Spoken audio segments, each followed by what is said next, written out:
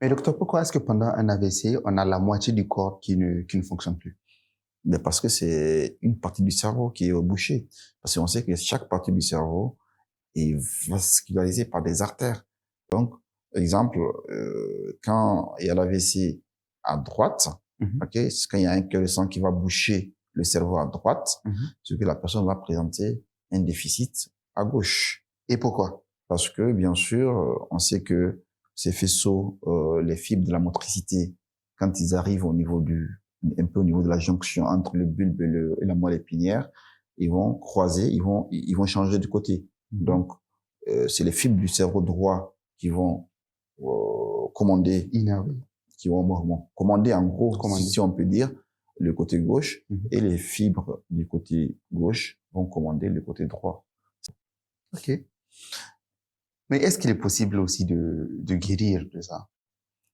Est-ce qu'il est possible de récupérer? Parce que vous avez dit que les parties, en fait, les cellules meurent complètement. Donc, si par exemple, quelqu'un vient avec le côté droit, bon, le bras, la jambe, qui ne fonctionne plus, est-ce qu'il y a moyen, en fait, de récupérer cette motricité?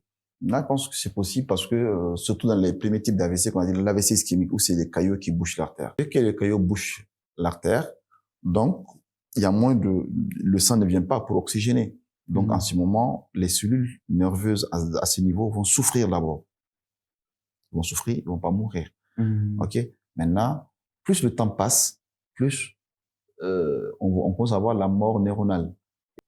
Et tant qu'on n'a pas enlevé ce caillot-là, donc si après 4h30, voire 6h selon des études, on voit toute la partie va mourir.